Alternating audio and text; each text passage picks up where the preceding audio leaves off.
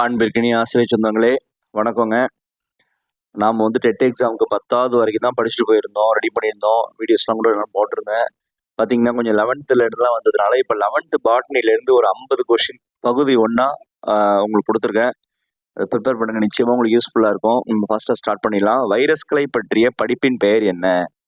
வைராலஜிங்க. வைராலஜின்னு பேருங்க.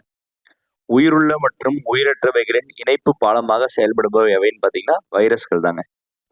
வைரஸ்களை முதலில் படிகமாக்கியவர் யார்? WM Stanley. 1935 வந்து அவர் என்ன பண்ணாரு? புகையிலை மொசைக் வைரஸ் வந்து படிகமாக்குறாரு. புகையிலை மொசைக் வைரஸின் மரபு பொருள் எதுன்னு பார்த்தீங்கன்னா ஒற்றை இழையுள்ள RNA. பாக்டீரியோஃபேஜ் என்பது என்ன? அதாவது பாக்டீரியாவை தாக்கி அழிக்கும் வைரஸ் தான் பாக்டீரியோஃபேஜ்.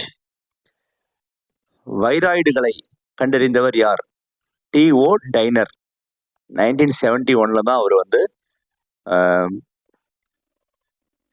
புரத உரையற்ற தொற்று ஏற்படுத்தும் RNA-வான வைராய்டை கண்டுபிடித்தார்.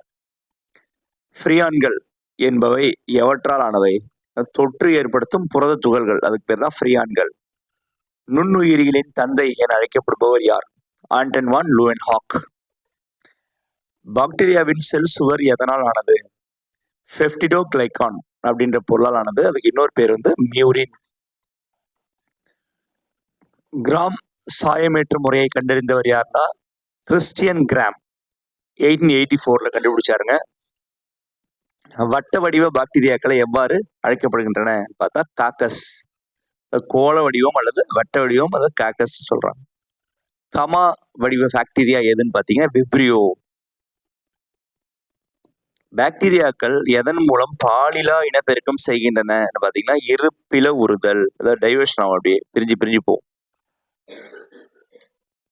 சாப்ரோஃபைட்டிக் பாக்டீரியாக்கள் என்பவை எவை பார்த்தீங்கன்னா மட்குண்ணிகள். இறந்த மற்றும் அழுகும் கரிம பொருட்களிலிருந்து உருவாகுத மட்குண்ணிகள்.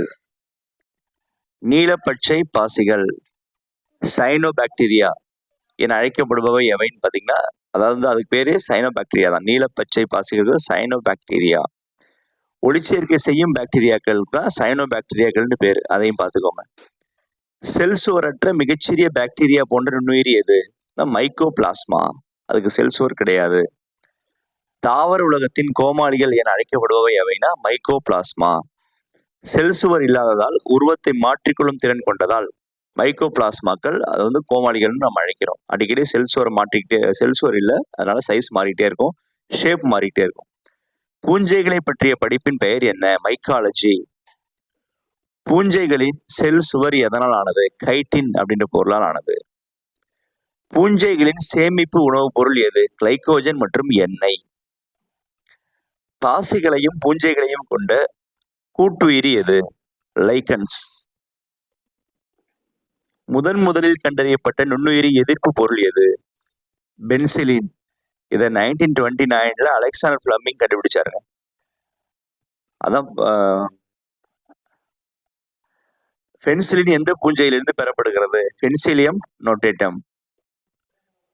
தாவர உலகத்தின் இரு வாழ்விகள் என அழைக்கப்படுபவை எவை? ஃப்ரையோஃபைட்டுகள். முதலில் தோன்றிய நிலவாழ் வாஸ்குலார் தாவரங்கள் எவை? டெரிடோஃபைட்டுகள். அதாவது சைலம் மற்றும் ஃப்ளோயம் கொண்ட முதல் நிலவாழ் தாவரங்கள் தனித்தனியாக காணப்படும். சைலமும் ஃப்ளோயமும் அது சேர்த்து வாஸ்குலார் கட்டைன்னு சொல்லுவோம். இது தனித்தனியாக டிஃபரன்சியேஷனோட இருக்குங்க. இதுதான் டெரிடோஃபைட்டுகள். திறந்த விதை தாவரங்கள் எவ்வாறு அழைக்கப்படுகின்றன? ஜிம்னோஸ்போம்கள் என்று அழைக்கப்படுகின்றன. மூடிய விதை தாவரங்கள் எவ்வாறு அழைக்கப்படுகின்றன? ஆஞ்சியோஸ்போம்கள் என்று அழைக்கப்படுகின்றன. விதையானது வந்து கனிக்குள்ள இருக்குங்க, அது வந்து ஆஞ்சியோஸ்போம். பாசிகளை பற்றிய படிப்பின் பெயர் என்ன? பைக்காலஜி. சிவப்பு பாசிகளில் காணப்படும் முதன்மை நிறமி எது? பைக்கோ எரித்ரின். இந்த சிவப்பு பாசிகள் சிவப்பு கலரா இருக்கு இல்லையா, அதுக்கான முதன்மை நிறமி வந்து பைக்கோ எரித்ரின். ஓகேவா?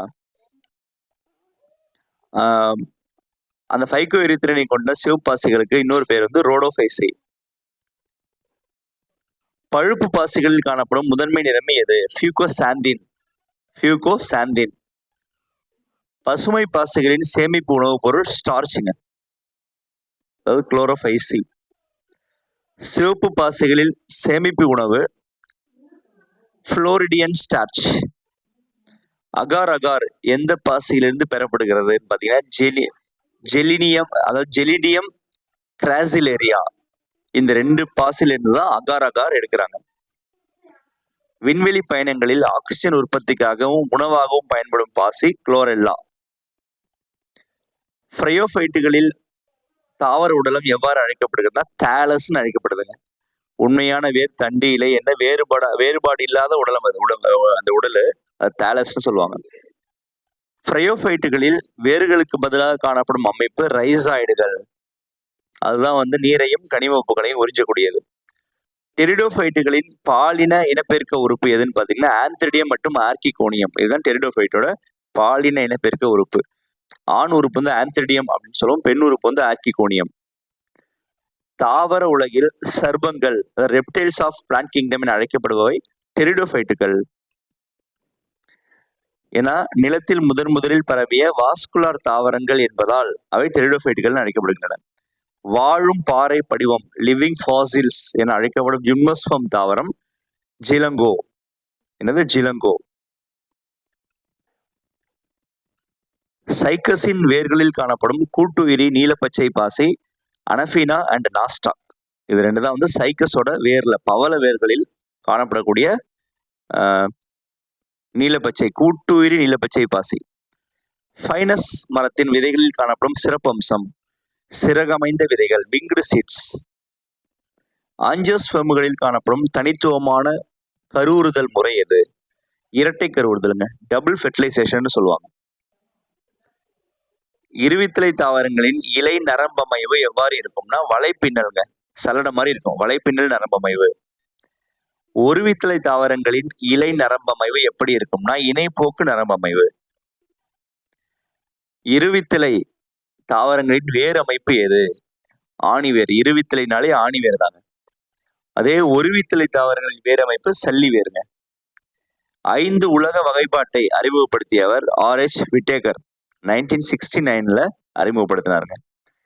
5 உலக வகைப்பாட்டில் சேர்க்கப்படாதவை வைரஸ்களும் ஃப்ரையான்களும். தாவர வகைப்பாட்டிலின் தந்தை என அழைக்கப்படுபவர் யார்? கரோலஸ் லினேஸ் தாங்க. தாவரவியலின் தந்தை என அழைக்கப்படுவர் தியோபிராண்டஸ்ங்க. ஓகே ஃப்ரெண்ட்ஸ், தொடர்ந்து படிங்க, நேரம் கிடைக்கும் போதெல்லாம் படிங்க. அடுத்த வீடியோவில் சந்திப்போம்.